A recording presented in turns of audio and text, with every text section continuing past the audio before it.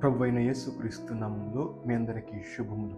దేవుని నామమునకు మహిమ కలుగును గాక. నేటి వాక్య భాగమును మనము పరిశీలించినట్లయితే ఆదికాండము 10వ అధ్యాయంలో దేవుడు రక్షించిన నోహు కుమారులైన షెము, హాము, యాపెతు అని వారి యొక్క సంతానము విస్తరించబడి వారి జాతుల ప్రకారము వారి భాషల ప్రకారము వాళ్ళు ఏ విధముగా విభజన చేయబడ్డారో మనము పరిశీలించవచ్చు. 11వ అధ్యాయాన్ని మనము చూసుకున్నట్లయితే షెము, హాము, యాపెతు వారి ప్రజలు వారి బలమును వారి జ్ఞానమంతయు ప్రపంచమునకు తెలియబడినట్లుగా వారు పేరు సంపాదించుకోవడానికి బాబేలు గోపురమును కట్టి వారిని వారు గొప్ప చేసుకోవాలని వారు ప్రయత్నము చేసినట్లుగా మనము అక్కడ గమనించవచ్చు. అయితే వారు ఈ పనిని దేవునికి వేరుగా ఈ లోకంలో దేవునికి చెందవలసిన మహిమను, స్తుతిని, ఘనతను వారు సంపాదించుకోవడానికి వారి నామము హెచ్చింపబడినట్లుగా వారు చేసినట్లుగా మనం చూస్తున్నాం. అయితే దేవుడు ప్రేమ, జాలి, దయగలిగిన వాడై వారందరినీ కూడా కేవలము భాషలతో తారుమారు చేసి వారిని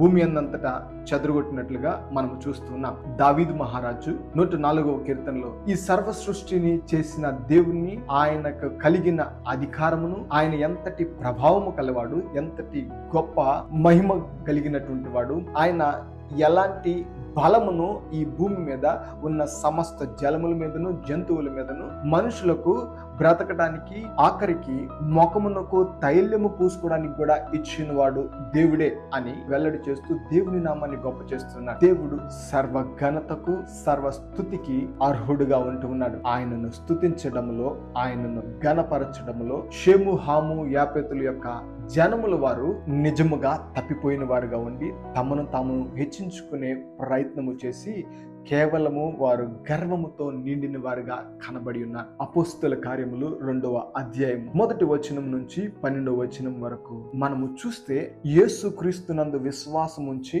మేడగదిలో ఉన్న 120 మంది మీదకి పరిశుద్ధాత్మ అగ్నివగలాగా కుమ్మరింపబడినప్పుడు వారు ఆత్మతో నిండుకొనిన వారే వేరు భాషల చేత మాట్లాడడం ప్రారంభించినప్పుడు వేరు భాషల ప్రజలకు వారు మాట్లాడింది అర్థమయ్యి వారు యేసుక్రీస్తును గురించిన సత్యాన్ని తెలుసుకోవడాన్ని మనం గమనించవచ్చు.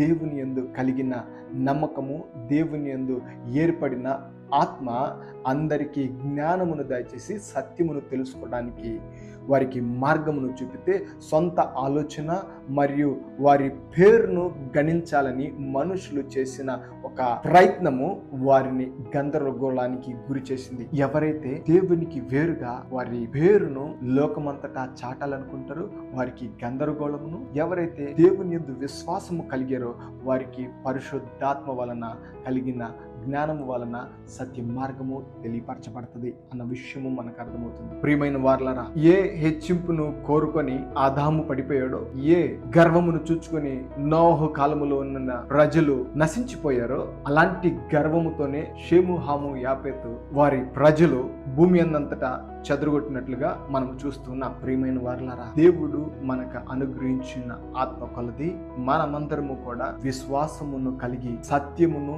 జ్ఞానయుక్తముగా బోధించు ఆత్మ మనందరి మీద ఉండును గాక.